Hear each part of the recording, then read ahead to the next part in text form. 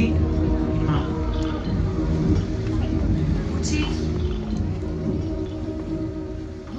Mbrëmja e fundit e Korrikut solli në shëtitoren Taulantja emocione të forta dhe të veçanta. Performanca teatrore e mbështetur në librin Hartë me Mece për të mbyturit e autorit Dursak Arjan Leka solli për ardarsit dhe publikun e pranishëm shumë çka nga momentet më të dhimbshme të eksodeve detare, ëndrat dhe shpresat e atyre që u nisën drejt perëndimit, por deti i trazuar nuk i kurseu, por u mori jetën.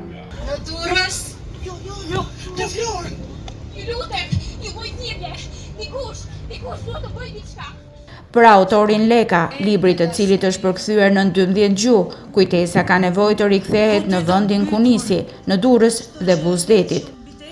Dhe ne kemi konsideruar një ngjarje të fuqishme nga ana emocionale, tronditëse për kujtesën, sepse bëhen 35 vjet nga eksodi, dhe pas 35 vjetëve kujtesa ka gjithmonë nevojë të rikthehet në vendin ku nisi. Dhe vendi ku nisi është ky qytet. Ky është eksodi i dytë, vala e dytë e eksodit, sepse para, ne kujtojmë fare mirë, ka qenë marsi, unë e kam përjetuar, kam jetuar në qytet në atë kohë, ka qenë data 6 mars, pritej që të nesmen të ishte festa e mësuesit, pastaj festa e nënave, dhe befas klasat ishin bosh, dhe shtëpit ishin bosh, pa bie dhe pa bija. Kjo tronditje nuk ka kaluar ende në atë që quhet vetdije, sepse njerëzit kujtojnë, njerëzit mbajnë mend.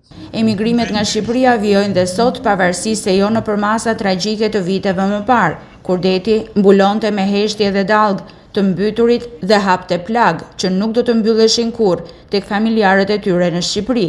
Realizimi i kësaj performance që ndërthurte në një të vetme, poezin, prozën, por dhe letërsinë dokumentare, ishte një sfidë më vete për regjizoren Driada Dervishi, për më tepër që pjesa më e madhe e kastit përbëhej nga intelektuale gazetar dhe shumë pak aktor profesionist.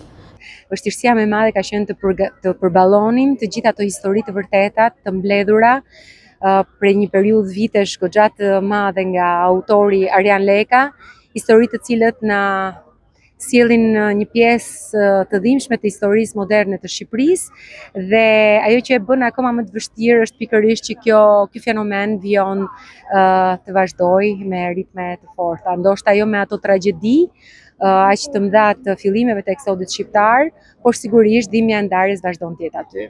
Është një performancë artistike në fakt e cila frymëzuar pikërisht nga teksti përfshin prozën, poezinë, por edhe dokumentarin, letërsinë dokumentare. Për këtë arsye ka aktor, ka intelektual të profesioneve tërësisht të ndryshme dhe të kundërt nga njëri tjetri, si dhe është me pjesëmarrjen e veçantë të 3 gazetarëve.